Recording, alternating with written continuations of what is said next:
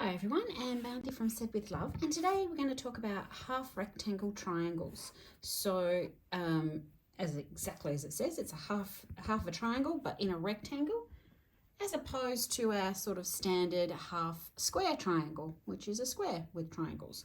So these are a little bit more tricky but not too bad. So I'm going to show you two different ways to do them. So let's get going.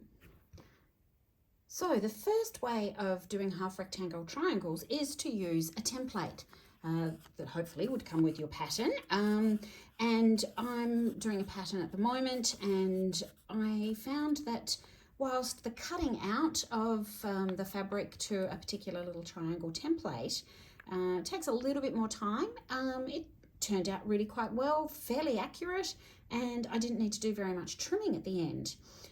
The alternative way that we're going to talk about it is by cutting your fabric a little bit larger than you need to, so you do have some waste, and using my favourite block lock rulers. These are the half rectangle triangle block lock rulers. So let's show you the template method first.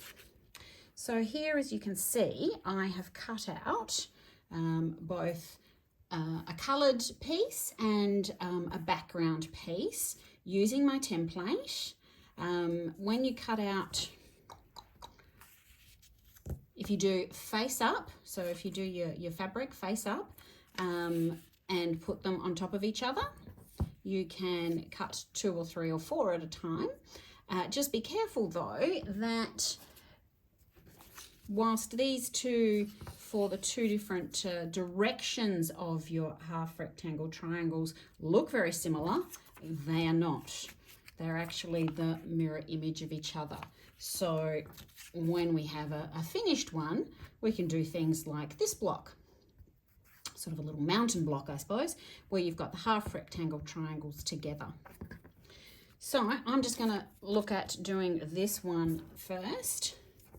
So we'll get our colours and our background, and you put them together. And the beauty of the template, I don't know whether you can see, is there's little notches off the end. It doesn't come to a point of the triangles. So it takes away that little stress of figuring out where exactly do you put it. Do you 1/4 of an inch offset it or whatever? With the template, when it's done like this, you literally just line the two of them up and sew your 1/4 inch across.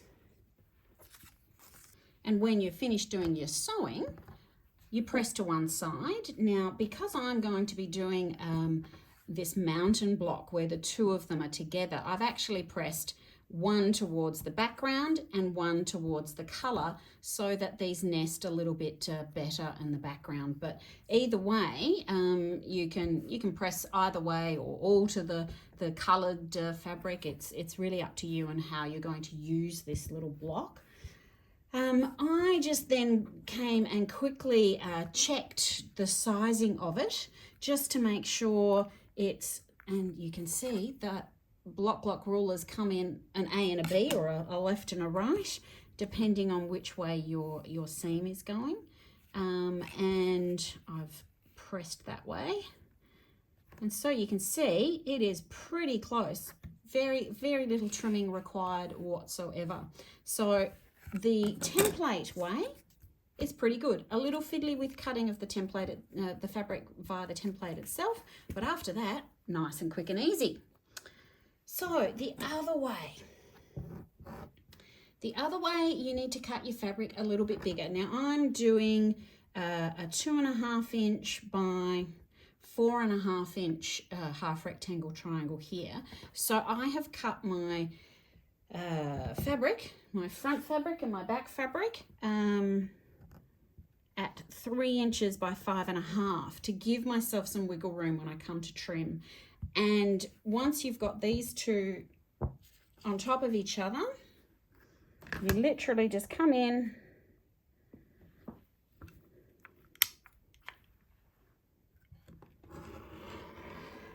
and cut from corner to corner. This is going to make 2 blocks exactly the same.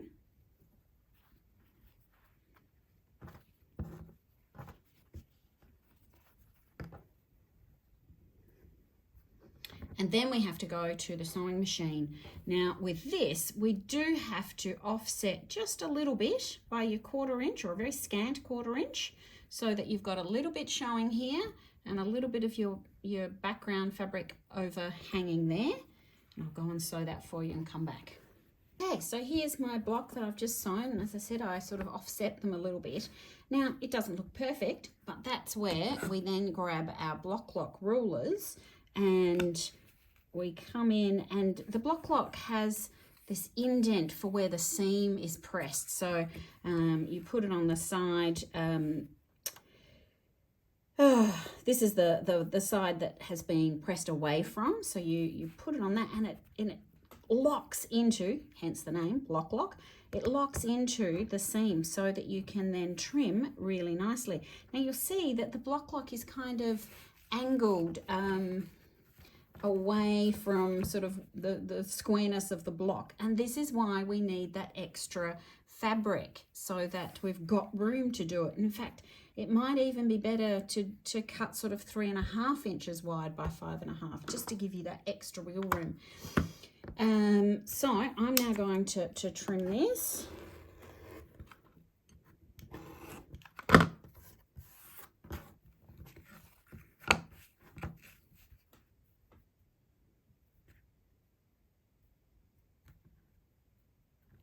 I would normally use a rotating cutting mat, but that's a bit hard to do with the camera.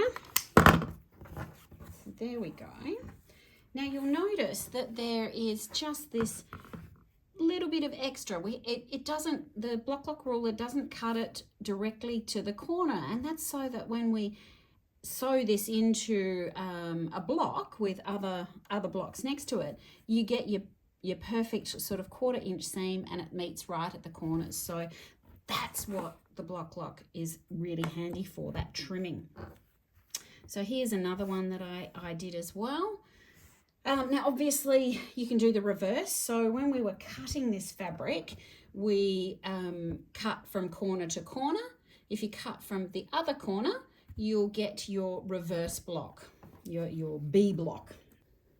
So this is what I'm making with my half rectangle triangle blocks. So I've made the left-hand side block. I now need to come along and make my right-hand side block as well with my background. And I'm going to be putting 4 of these into my Aurifil Colour Builders block for this month. So stay tuned. Now, I don't think the half rectangle triangles are too difficult at all. Perhaps not quite as simple as doing a half square triangle, but worth it, I think, because you can do some wonderful things with them.